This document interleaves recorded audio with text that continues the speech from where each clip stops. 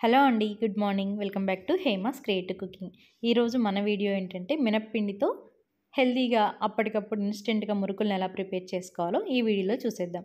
శనగపిండి పడిన వాళ్ళు ఎవరైనా సరే ఈ మినప్పిండితో మురుకులను ట్రై చేయండి. చాలా టేస్టీగా ఉంటాయి. గ్యాస్ట్రిక్ ప్రాబ్లమ్స్ అనేవి అస్సలు రావు. చేసుకోవటం కూడా చాలా సింపుల్. ప్రాసెస్ ఏంటో చూసేద్దాం.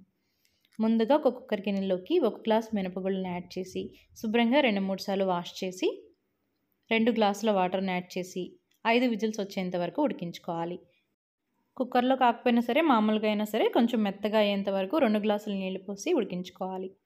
ఇలా 5 విజిల్స్ వచ్చిన తర్వాత పూర్తిగా చల్లారనిచ్చి మిక్సీ జార్లోకి యాడ్ చేసి రుచికి సరిపడా సాల్ట్, కొంచెం జీలకర్రని యాడ్ చేసి వీడియోలో చూపిస్తున్నట్లు అవసరమైతే కొంచెం వాటర్ని యాడ్ చేసుకుని మెత్తటి పేస్ట్ లాగా గ్రైండ్ చేసుకోవాలి. ఈ పేస్ట్ని ఒక వెడల్పాటి పళ్ళెంలోకి తీసుకుని అందులోకి యాడ్ చేసి మనం తీసుకున్న గ్లాస్తోనే 3 గ్లాసుల వరకు వరిపిండిని యాడ్ చేసుకోండి. నార్మల్ సూపర్ మార్కెట్లో దొరికే వరిపిండిని యాడ్ చేసేసుకోండి. ఇందులోనే రుచికి సరిపడా ఉప్పు, అల్లం, పచ్చిమిర్చి మిక్సీ జార్లోకి యాడ్ చేసి అందులోంచి వాటర్ని తీసి ఆ జ్యూస్ని కూడా యాడ్ చేసుకోండి. అలాగే 1 టీ స్పూన్ వాము, 3 లేదా 4 టీ స్పూన్ల వరకు నువ్వులను కూడా యాడ్ చేసుకోండి.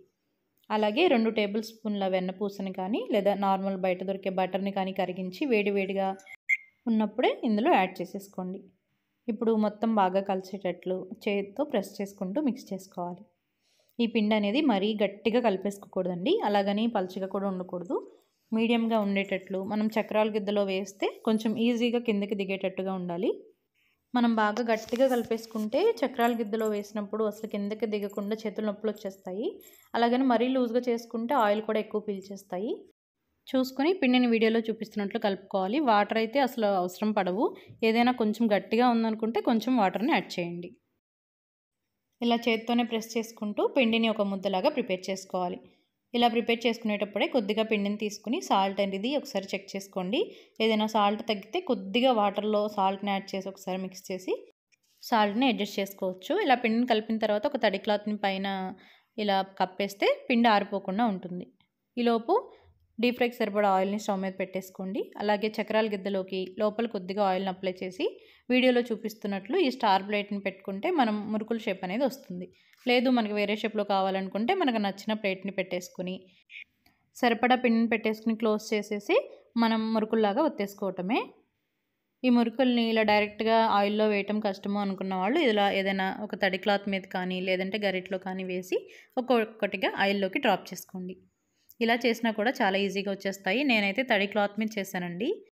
మనం ఒక వాయిని యాడ్ చేసి అవి ఫ్రై అయ్యేలోపు వేరొక వాయికి సరిపడా మురుకుల్ని తయారు చేసేసుకుని పక్కన పెట్టుకుంటే ప్రాసెస్ అనేది వెంటనే అయిపోతుంది. చేసుకోవటం కూడా చాలా క్విక్గా త్వరగా అయిపోతాయి.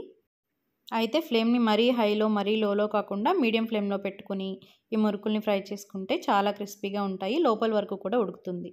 అలాగే తినేటప్పుడు టేస్ట్ కూడా బాగుంటాయి. ఈ మురుకులు చాలా హెల్దీ అండి. మనం మినప్పిండితో చేస్తాం, నువ్వులను యాడ్ చేస్తాం, అలాగే ఇందులో వామును కూడా యాడ్ చేస్తాం కాబట్టి అసలు డైజెషన్ అవ్వదు అనే ప్రాబ్లం కూడా ఉండదు. చాలా టేస్టీగా ఉంటాయి. పిల్లలు కూడా చాలా ఇష్టంగా తింటారు. అంతేనండి, చాలా ఈజీగా క్విక్గా ఇంట్లో ఉన్న వాటితోనే అప్పటికప్పుడు మనం ఈ మినప్పిండి మురుకుల్ని ఈజీగా హెల్దీగా ప్రిపేర్ చేసేసుకోవచ్చు. ఇలా ప్రిపేర్ చేసుకున్న మురుకుల్ని కొద్దిగా చల్లారిన తర్వాత ఎయిర్ టైట్ బాక్స్లోకి స్టోర్ చేసుకుంటే 20 డేస్ వరకు నిల్వ ఉంటాయి. టేస్ట్ కూడా చాలా బాగుంటుంది. మీరు కూడా ఒకసారి ట్రై చేయండి. మీరు కనుక ఈ మురుకుల్ని ట్రై చేస్తే ఎలా వచ్చిందో, టేస్ట్ నచ్చిందో లేదో నాతో తప్పకుండా కామెంట్ సెక్షన్లో షేర్ చేసుకోండి. ఈ వీడియో కనుక మీకు నచ్చితే ఒక లైక్ చేసి ఛానల్ని సబ్స్క్రైబ్ చేసుకోండి. Thanks for watching.